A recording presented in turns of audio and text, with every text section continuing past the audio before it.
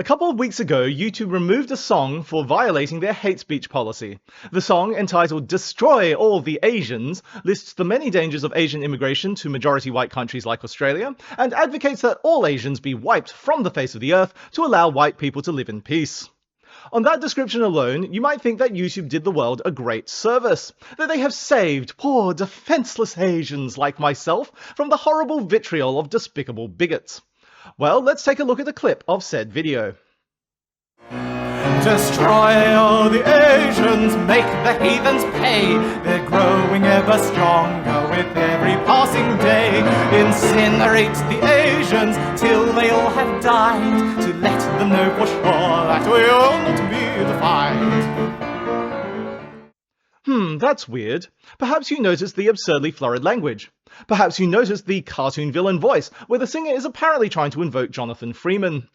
Or perhaps you noticed the incredibly subtle detail that the performer is himself an Asian. Indeed, this is a work of satire, a concept presumably foreign to the moderators at YouTube.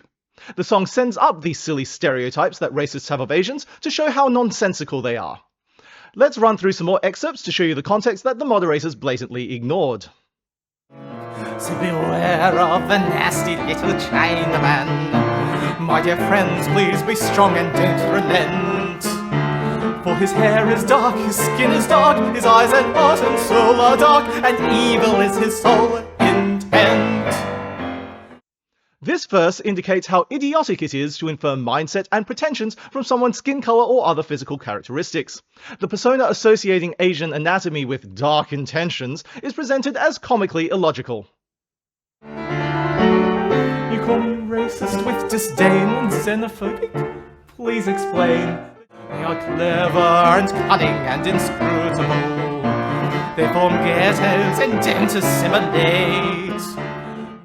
Here is a reference to notorious Australian politician Pauline Hanson, who, in her maiden speech to Parliament, asserted that Australia was in danger of being swamped by Asians, and made the charming observation that we form ghettos and do not assimilate.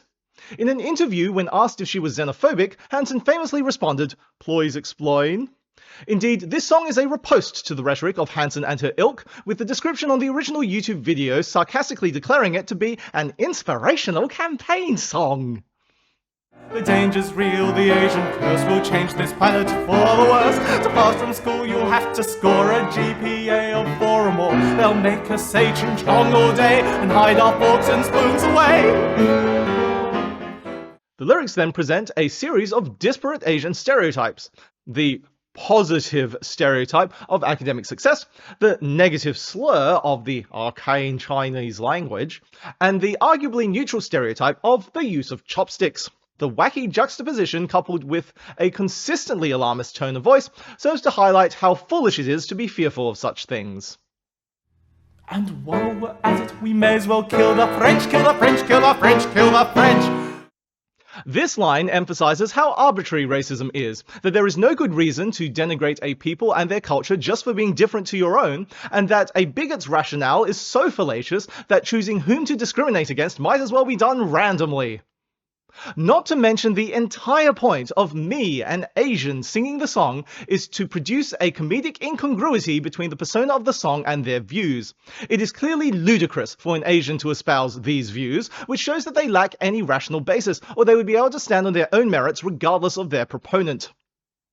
Now, I'm sure you found all of the above commentary to be self-evident, because that is how the song was designed.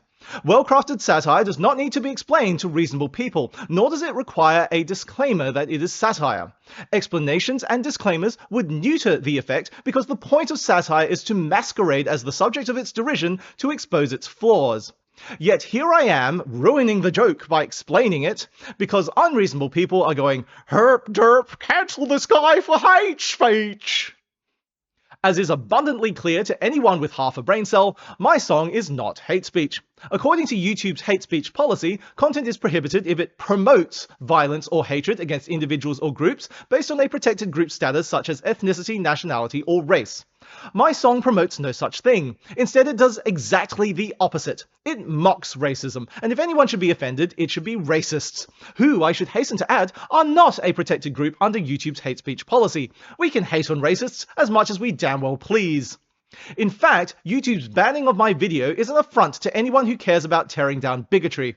It is an insult to me to suggest that my satire is so ineffectual that it actually helps the cause of white supremacists, and it is an insult to my audience to suggest that they cannot discern pasquinade from prejudice.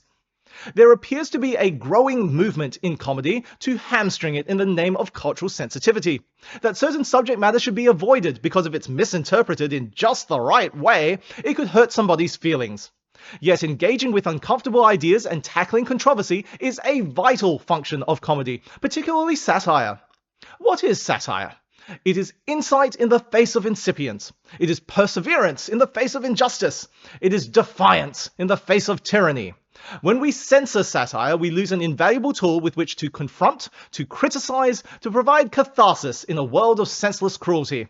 I refuse to accept YouTube's censorship of my work.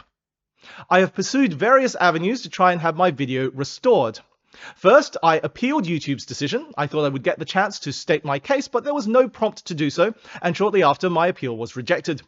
I posted to the YouTube community forums and @ed Team YouTube on the platform formerly known as Twitter, both without response. So here is my next course of action, to release this video arguing my case. Who knows if it will get any traction, but I might as well try. If I can get to 1,000 subscribers and 4,000 watch hours, I will be eligible to join the YouTube Partner Program and email YouTube directly, and hopefully reach someone reasonable who can have my video reinstated. A long shot perhaps, but I needed to get this all off my chest anyhow.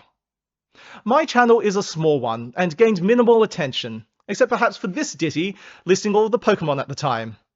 This was only ever a casual outlet to express my creativity and share it with others. I stopped posting several years ago. The video in question that was banned is a decade old. But I care about the principle. I resent my work being misconstrued as racist, and I'm here to defend my honor. And if you agree with me, please like, subscribe, and share this video with others. Spread the word that YouTube is misapplying their hate speech policy and suppressing satire. Let's fight for our right to ridicule racism.